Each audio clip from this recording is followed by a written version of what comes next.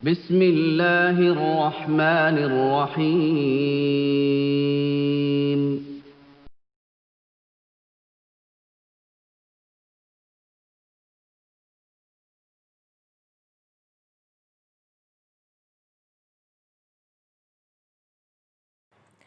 السلام علیکم dear students, میں آپ کی Urdu teacher Farkhanda Jabi Multan public school and college کے یوٹیوب چینل سے آپ سے مخاطب ہوں۔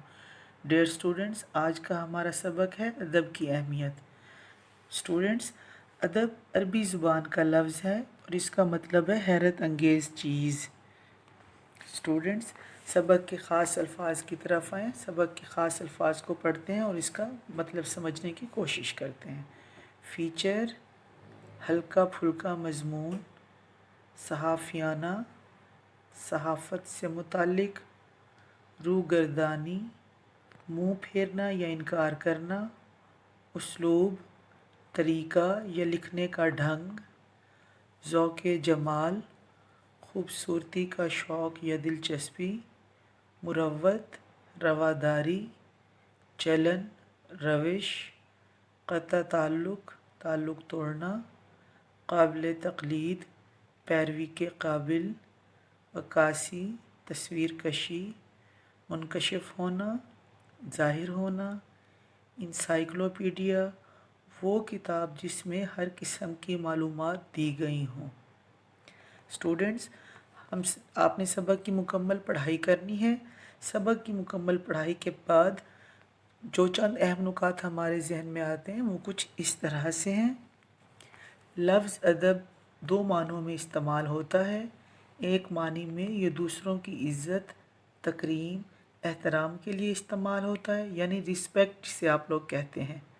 دوسرے معنوں میں ادب وہ ہے جس میں انسانی زندگی کا اور اس سے وابستہ ہر شے کا مطالعہ کیا جاتا ہے۔ تاریخی لحاظ سے یہ لفظ اموی دور میں شاعری اور عباسی دور میں تہذیب اور شہری زندگی کی شائستگی کے لیے استعمال کیا گیا۔ عام معنوں میں ادب سے مراد ایسی تحریر ہے جس کو پڑھ کر اکتاہٹ نہیں ہوتی بلکہ قاری خود کو ہلکا پھلکا محسوس کرتا ہے۔ تحریریں دو طرح کی ہوتی ہیں، ایک ادبی اور دوسری غیر ادبی۔ مختلف مضامین سے متعلق تحریریں غیر ادبی ہوتی ہیں، جبکہ حقائق کے ساتھ جذبات و احساسات کا ملاپ ادب کہلاتا ہے۔ ادب کی دو بنیادی اقسام ہیں، ان میں ایک نثر اور دوسری شاعری ہے۔ شاعری میں غزل، قصیدہ، مرثیہ اور رباعی اہم ہیں، جبکہ نثر میں افسانہ، کہانی، ڈرامہ اور ناول وغیرہ شامل ہیں۔ ادب دراصل معاشرے کا آئینہ ہوتا ہے، جس سے معاشرے کا اصل چہرہ اور حقائق ہمارے سامنے منکشف ہوتے ہیں۔ سائنسی علوم انسانوں کی زندگی گزارنے کے آداب اور طور طریقے نہیں سکھاتے، کیونکہ یہ کام ادب کا ہے۔ ادب انسانی معاشرے میں بہترین اقدار کی پاسداری کا ضامن ہے اور یہ خیر و شر میں تمیز بھی سکھاتا ہے۔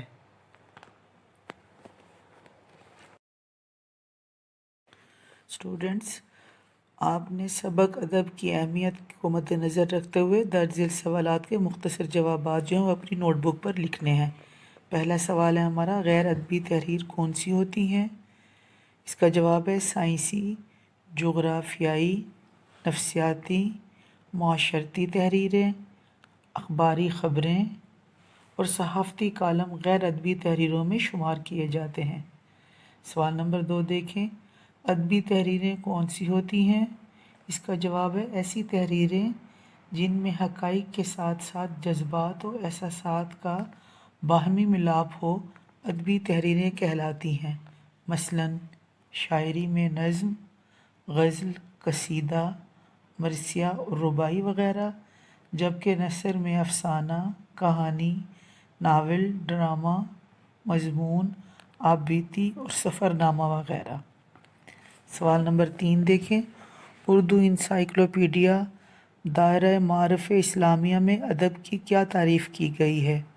اس کا جواب ہے اردو انسائکلوپیڈیا دائرہ معارف اسلامیہ میں ادب کی تعریف اس طرح کی گئی ہے، اپنے قدیم ترین مفہوم میں اسے سنت کا مترادف سمجھا جاتا ہے، یعنی عادت، مرسوم معیار، طرز عمل، دستور جو انسان اپنے آباء و اجداد اور ایسے بزرگوں سے حاصل کرتا ہے جنہیں تقلید کے قابل سمجھا جاتا ہے۔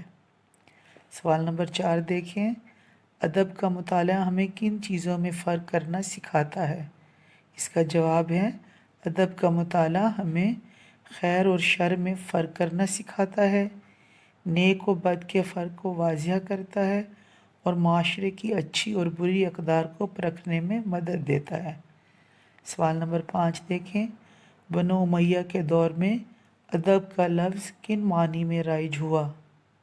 اس کا جواب ہے بنو امیہ کے دور میں ادب کا لفظ شاعری اور علمی و ادبی تحریروں کے لیے رائج ہوا۔ ڈیئر اسٹوڈنٹس، سوال نمبر 2 دیکھیں، سبق ادب کی اہمیت کے مطابق درست جواب کی نشاندہی درست سے کریں۔ الف ہے ادب لفظ عربی زبان کا، ادب لفظ ہے عربی زبان کا۔ بے دیکھیں، دائرہ معارف اسلامیہ کتاب ہے انسائکلوپیڈیا، اس کا درست آنسر ہے انسائکلوپیڈیا، اس پر آپ نے ٹک کرنا ہے۔ جیم دیکھیں، ہر لکھی ہوئی چیز کو کہتے ہیں متن، متن پر آپ نے ٹک کرنا ہے۔ دال دیکھیں، لفظ ادب علم کے طور پر برتا جانے لگا پہلی صدی ہجری میں، پہلی صدی ہجری پر آپ نے ٹک کرنا ہے۔ ہے دیکھیں، ادب بنیادی طور پر فراہم کرتا ہے آسودگی و خوشی، آسودگی اور خوشی پر ٹک کریں۔ واو، روزمرہ زندگی گزارنے کے آداب سے آشنا کرتا ہے ادب، ادب پر ٹک کرنا ہے۔ اگلا سوال دیکھیں، درج ذیل الفاظ کے معنی لکھیں۔ معرف، پہچان، سنت، طریقہ، عبور، پار کرنا، تکریم، عزت، آسودگی، آرام، اصلاح، درستی، ارتقاء، ترقی، روگردانی، انکار۔